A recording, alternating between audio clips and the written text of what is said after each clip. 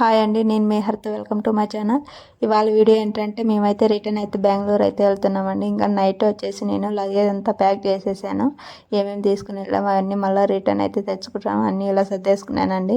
Morning లేవగానే పూజ అయితే చేసేసుకున్నాను. నీట్గా ఇల్లంతా శుభ్రం చేసేసుకొని ఇంకా బద్రిబాబు వచ్చేసి 5 o'clock లేసాడండి. ఇంకా బద్రిబాబుని రెడీ చేయించేసాను.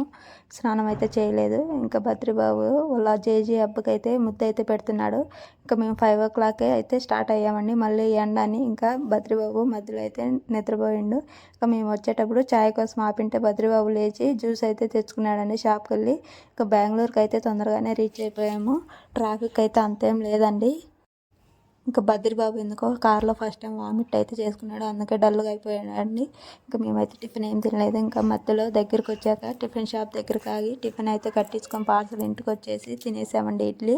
ఇంకా బద్రిబాబుకి అయితే పెట్టాను. బద్రిబాబు వడ ఇడ్లీ అయితే తిన్నాడు. ఇంకా వచ్చి రాగానే బ్యాట్ అయితే పట్టుకున్నాడండి. ఇంకా క్లైమేట్ అయితే చల్లగా ఉన్నింది.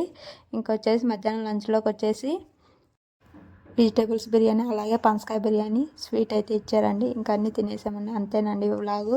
నా వీడియో నచ్చినట్టయితే లైక్ చేసి, షేర్ చేసి, సబ్స్క్రైబ్ చేసుకోండి. పనసకాయ బిర్యానీ అయితే సూపర్ ఉంది. తప్పకుండా మీరు కూడా ట్రై చేయండి. Bye bye.